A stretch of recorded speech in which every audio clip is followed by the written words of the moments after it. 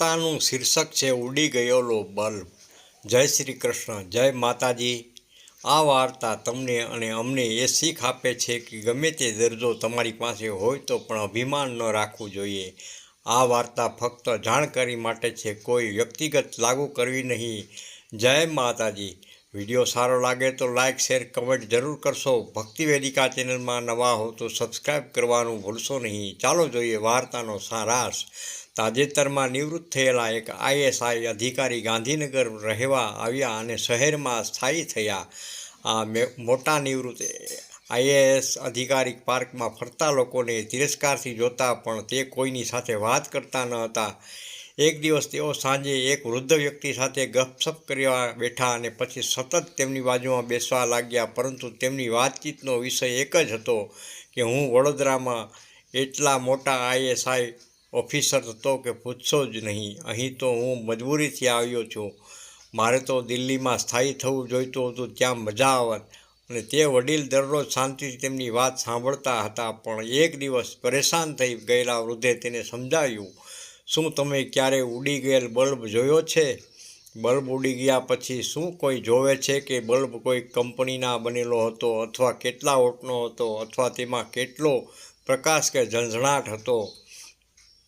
બલ્બના ઉડી ગયા પછી ઉપરની કોઈ વિગતનું જરાય મહત્ત્વ નથી। લોકો આવા બલ્બને કચરા ટોપલીમાં નાખે છે કે નહીં?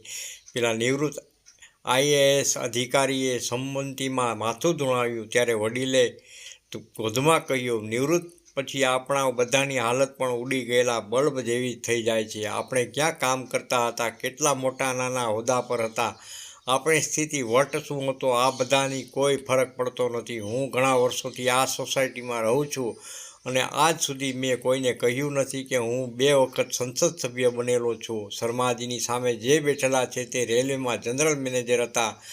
સામેથી આવતા જોશી સાહેબ લશ્કરમાં બ્રિગેડિયર હતા। પેલા પાઠકજી ઇસરોના ચીફ હતા, તેમણે આ વાત કોઈને કહી નથી, મને પણ નથી, પણ હું જાણું છું કે બધા ઉડી ગયેલા બલ્બ લગભગ એક સરખા જ હોય છે, પછી ભલે તે 0 વોલ્ટના હોય કે 50 કે 100 વોલ્ટના। પ્રકાશ નહીં તો ઉપયોગિતા પણ નહીં। દરેક વ્યક્તિ ઉગતા સૂર્યની જળ અર્પણ કરીને પૂજા કરે છે, પરંતુ અસ્ત થતા સૂર્યને કોઈ પૂજતું નથી।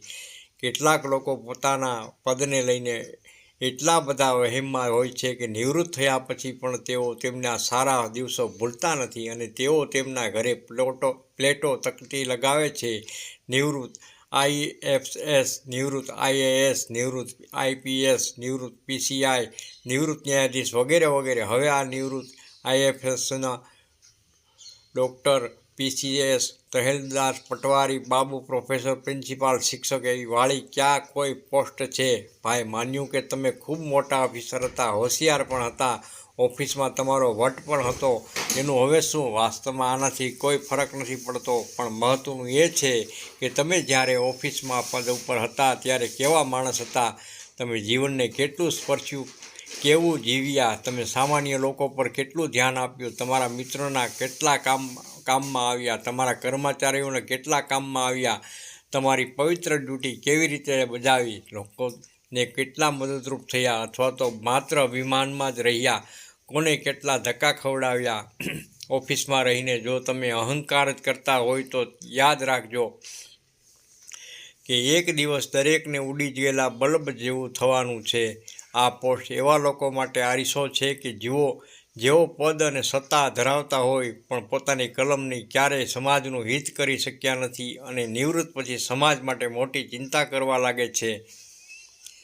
હજી પણ સમય છે, ચિંતન કરો અને સમાજમાં હિતમાં જે કંઈ થઈ શકે તે કરીશ અને પોતાના પદરૂપી બલ્બની સમાજને રોશન કરી। અજ્ઞાત, આ ફેસબુકમાંથી લીધેલો ફકરો છે, તે જાણશો। જય માતાજી, જય શ્રી કૃષ્ણ।